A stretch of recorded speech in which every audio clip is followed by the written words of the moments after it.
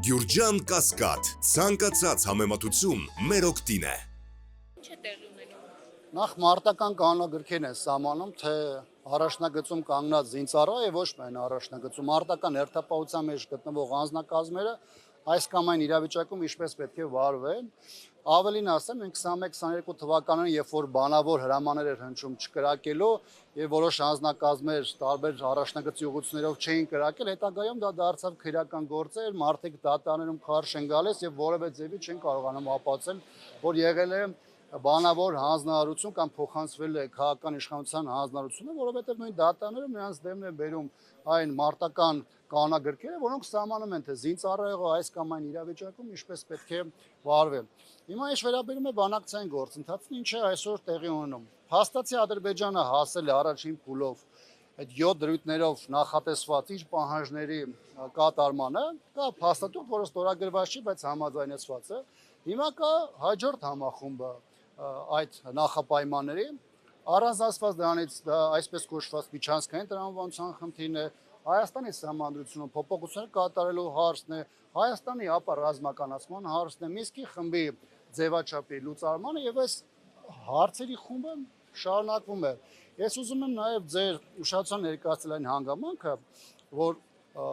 միաժամանակ վստահ եմ, որ դուք եք տեղյակ, որ տարբեր փուլերում եղել են նախապայմաններ, բայց ժամանակն է ցույց տվել, որ դրանք աստիճանաբար աճել են եւ որքան Հայաստանի իշխանությունը զիջողականություն է դրսեւորել եւ որքան պատրաստակամություն է դրսեւորել այս կամ այն պահանջը կատարելու, Ադրբեջանը դրանից հետո անընդհատ ընդլայնել է այն պահանջները, որոնք այսօր էլ կախված են Հայաստանի գլխին։ Հիմա տեղի է ունենում շանտաժի քաղաքականություն, Ադրբեջանը փորձում է պատերազմի խաղակարգ օգտագործել, վախ ստեղծել հանրության մեջ, մինչ այլոց շատ փուլերում նաև հայաստանյան իշխանությունն է օգտվում այդ խաղակարգից եւ փորձում է սեփական ժողովրդին վախեցնել պատերազմով, դա եղավ նաև նախորդ տարի Իրանցի դեպքերի հետ կապված,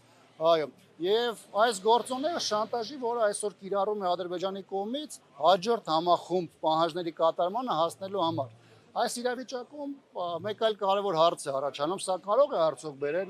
լայնամասշտաբ ռազմական գործողությունների։ Իմ գնահատմամբ սա ավելի շատ իր հետ կարող է բերել լոկալ գործողությունների, եթե նրանք տեսնեն, որ շանտաժի չափականակը չի աշխատում հասարակության վրա, ապա մեկ փոլում դա կարող է բերել որևէ ուղղությամբ տեղային մարտերի, ոչինչ, բան չի։ Եվ Ադրբեջանը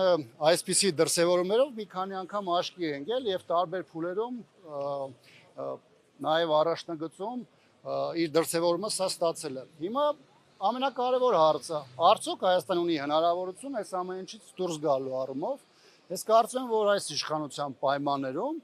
ում արտաքին քաղաքական կուրսը, անվտանգության ուղղությամբ քաղաքականությունը վաղուց արդեն պայթել է, բնականաբար այս իրավիճակում մեր իշխանությունը այլևս չունի իմունիտետ, չունի կենսունակություն, չունի հնարավորություն այս իրավիճակից դուրս գալու համար։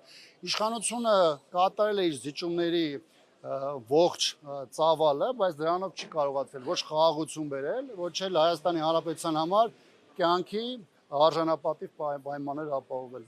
Իսկ ինչ է անում ընդդիմությունը, որ այս իշխանությունը չշարունակի իրենց գործունեությունը։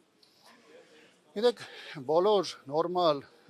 իրավիճակներում բնականաբար այն ուժերի, որոնք իրականում ընդդիմություն են, որովհետև Հայաստանում կան ուժեր, որոնք ներկայում են ընդդիմություն, բայց մեծ առումով նրանց վարքագիծը ցույց է տալիս, որ իրականում արբանյակ ուժեր են, որոնք սպասարկում են իշխանությանը։ Ընդդիմությունը այս տարիների ընթացքում եւ փողոցում, եւ խորհրդանում, եւ այլ ֆորմատներով մի քանի անգամ փորձել է տարբեր շարժումների միջոցով հնարավորություն ստեղծել Հայաստանում քաղաքական փոփոխությունների իրականացման, առ այս պահը չի հաջողվել հասնել այդ կետին եւ ես կարծում եմ, որ մինչեւ 26 թվականը իշխանությունը կամ իշխանության ներողություն ընդդիմությունը կամ ընդդիմության այն հատվածը, որը հակված է թույլ չտալու այս իշխանություններին գնալու հաջորդ իրենց հանգրվանային փուլում պետք է ամեն ինչ անի մինչև 26 թվականի ընտրությունը երկրում քաղաքական փոփոխությունների հասնելու համար։ Պետք է օգտագործվեն կամ կիրառվեն բոլոր այն մեթոդները, որոնք կամ դեռևս այս պահին իշխանության համար տեսանելի չեն եղել, այսինքն ոչ ստանդարտ միջոցներ, որովհետև այն ամենը, այն ինչ որ մնացածի համար եղել է միանգամայն տեսանելի եւ չի աշխատի, բնականաբար այդ նույն մեթոդներով իշխանության փոփոխություն իրականացնել պարզապես հնարավոր չէ։ Շնորհակալ եմ։